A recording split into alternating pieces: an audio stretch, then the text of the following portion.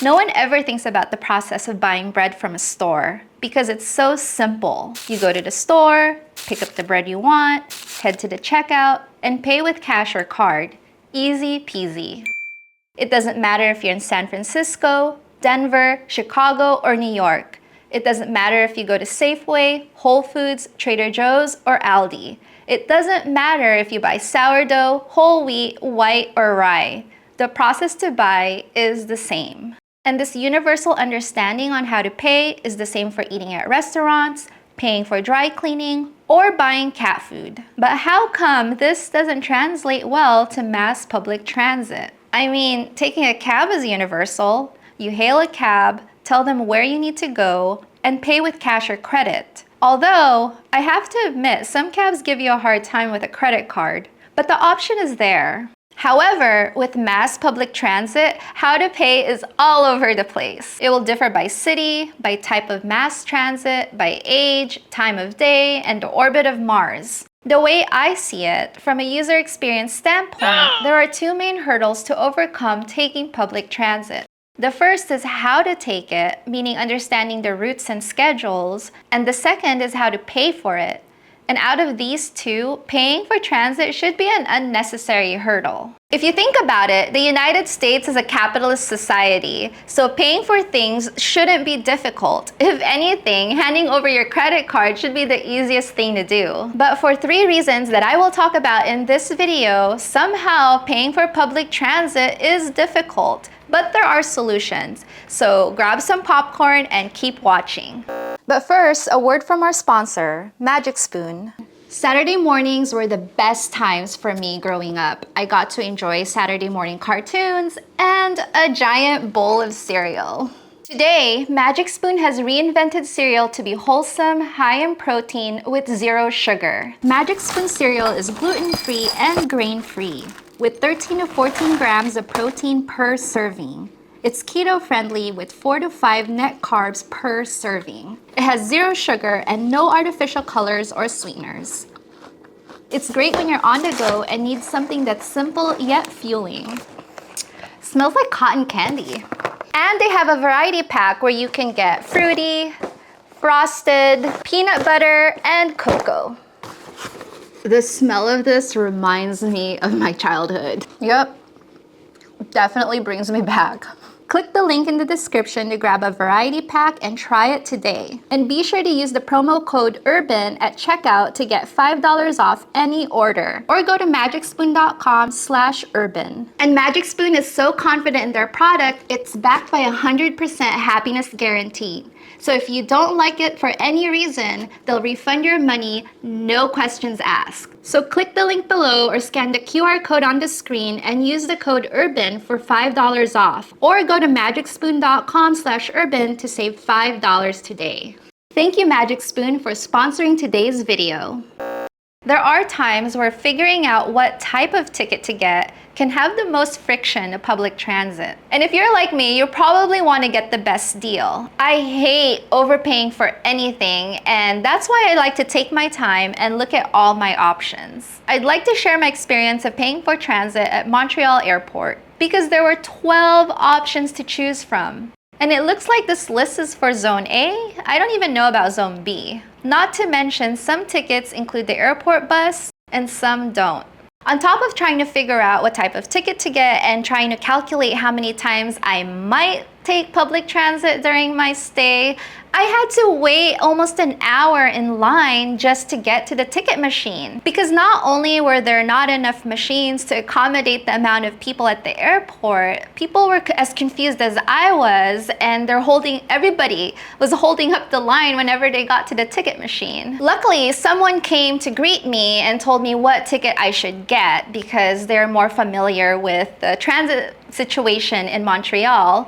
And so I had my game plan. I was gonna get to the head of the line, buy this 3-day ticket, and I was not gonna hold up the line. And then as I got to the line, as I was the next person at the line, there was an attendant that came over and was like, "Oh, you're getting a 3-day? You might want to consider this unlimited weekend." Dude, You couldn't have told me that 30 minutes ago when I was in the middle of the line and I had 30 minutes to wait and think about my life decisions. This is it. I'm already here. I ain't got time to do more calculations. And it's not just Montreal. San Francisco has over 20 options of fare. And if you look at the commuter rails in New York, on top of having all these ticket options, they also have peak and off-peak ticket pricing. So with the commuter rails in New York, not only do you have to think about the type of ticket that you should get, but also what day it is and what time of day it is. Another thing that makes ticketing difficult is that there are different modes of transit operated by different agencies, which I'll talk about later. But what's a good solution to this? Well, instead of having single ticket, package ticket, unlimited ticket, weekly, monthly, and all that, we could go with fare capping. Fare capping is when you pay for fare and the system keeps tabs on how much you pay for a certain period of time. For this example, the cap is $33 for the week. So once you reach $33, your rides for the rest of the week are free. And you can have different layers to fare capping. You can have a daily fare cap on top of a weekly fare cap on top of a monthly fare cap. Say a system has a daily fare cap of $12 with a weekly fare cap of $33 with a monthly fare cap of $100. So within a day, once you reach $12, the rest of your rides are free for the day. Within a week, once you spend $33, the rest of your week is free. And within a month, once you spend $100, the rest of your month is free. Currently in New York with the Omni system, the current fare cap is $34 per week. This is not combined with a daily or monthly fare cap, but who knows, maybe in the future they'll add a monthly fare cap to the current system. The thing with fare capping, especially if you're paying regular price, you never have to think about whether you need to buy one of those discount bundles like a 10 ride or unlimited or just a single ride. Because for some people, it's unpredictable. Their week is unpredictable and they don't know how many times they're gonna ride public transit, especially tourists. How many times have I gone to a new city and I take 15, 20, 30 minutes trying to figure out what type of ticket I should get because the ticket system has all these offers. And sometimes you plan to take public transit the whole time you're somewhere and then you end up walking more, or perhaps you take more cabs because of certain circumstances. Or it could be the opposite and you didn't plan on taking public transit that often, but you do and you regret not buying an unlimited pass. Fare capping gets rid of all this useless predicting. As far as peak and off-peak pricing goes, that could be alleviated by programming these machines to just change how much they charge when you pay with your credit or debit card or transit card. With that, people don't have to worry if they're overpaying or underpaying. And underpaying is worse because sometimes you get penalized. And you're probably thinking, what about special fare like for students or seniors? Fare capping could also apply to this. People that need special pricing can have a special transit card programmed to be charged the discount price. The next contributing factors as to why paying for transit is so difficult are the different agencies and modes of transit in a given area. It's fortunate in New York that only one agency operates all the local buses and subways. But there is a line that trips a lot of people up, and that is the PATH train that's operated by New Jersey, which is a neighboring state.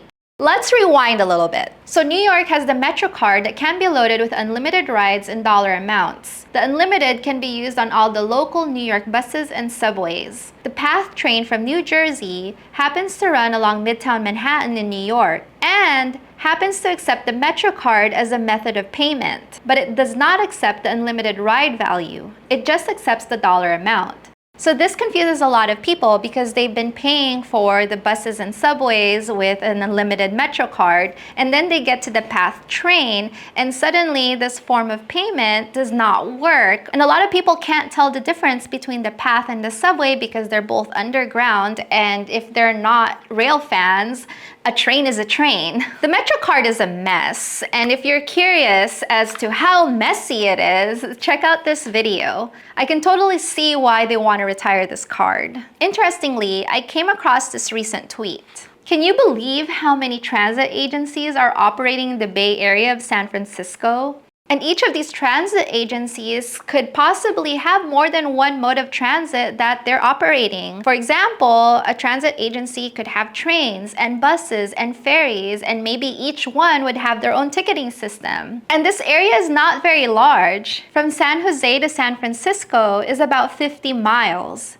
So this area to have so many transit agencies is insane. Like I said, each agency is going to have their own platforms, their own ticketing system, their own way of doing things. So it's going to be hard to transfer from one mode of transit to another. For example, if you're coming from a train and you want to transfer to a ferry and they're operated by different agencies. Or even from bus to bus, if those buses are from different counties and they just happen to be on the same line or the same route, it's hard to transfer between the two because they're operated by different agencies. And I wouldn't be surprised if routes overlap because this area is not that large. But cities have gotten better by providing transit cards that are universally accepted by the different modes of transit within their metropolitan area. For example, in San Francisco, there's the Clipper card, which can be used across different platforms. So if you transfer from the Caltrain to the BART, you can use the same card.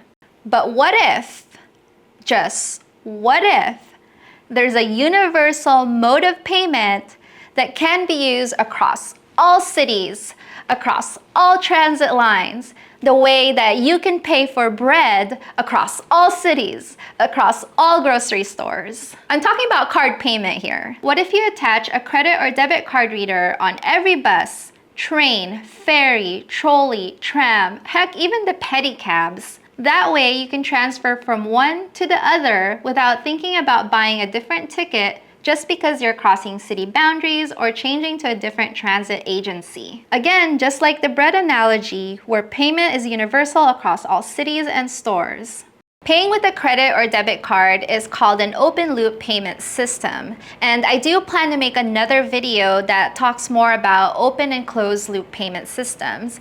I'm not gonna dig deep into that in this video just because it requires talking about the history of paying for a transit. And this video is long enough. But at a high level explanation, a closed loop payment system uses a payment method that can only be used in one place and one place only. In transit, that payment method is usually a transit card, token, or ticket. You have to buy into this, so your money is locked into the system. You can only use it for transit and nothing else.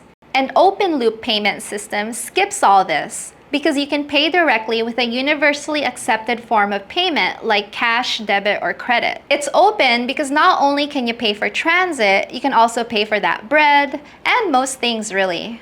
I mentioned these open and closed loop systems because the last friction I want to talk about is the process of buying tickets and transit cards. Most ticket machines are pretty easy to use as long as you already know what type of ticket you need or what type of transit card you need. But every now and then, out in the wild, you're gonna find a machine that has a pretty bad user interface. So not understanding a machine or not understanding what type of ticket to get because the machine has bad user interface can hold up a line, can cause you to waste time just trying to figure it out. And to rub some salt on the matter, sometimes there are stations that don't have enough machines to accommodate the amount of people. So even if you're a seasoned traveler and you have a transit card and you see a train approaching, but then you don't have load on your card, you don't have money on your card, you're stuck behind this line of people. Even though it would take you a minute or two to reload your card, there's people in line that is taking 10-15 minutes each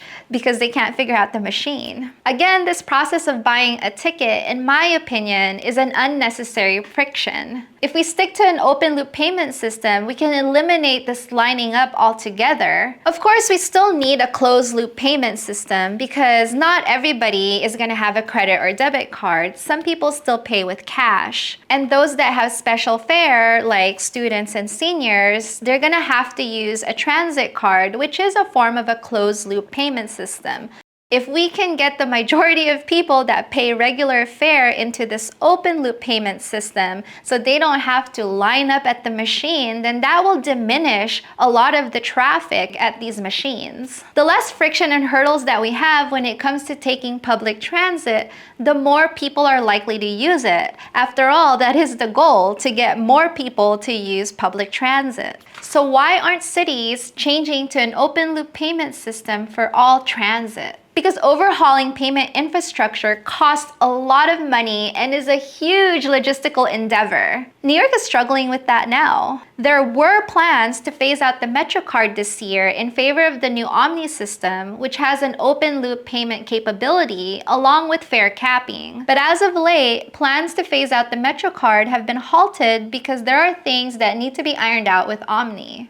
Which I think is a good topic for another video, talking about the Omni system and its rollout and the problems that it had and why the phasing out of the MetroCard kept getting delayed. And because I'm curious, my question for all of you who are still watching right now, what are your payment horror or success stories? Comment down below. Before I end, I wanted to note that this video is an extrapolation of a podcast I did with Urbanist Agenda from the creator of Not Just Bikes. So be sure to check out that podcast. Link is in the description. With that, thank you all so much for watching. Check out Patreon and YouTube membership for extra content and access to Discord. Until the next video, happy New Yorking.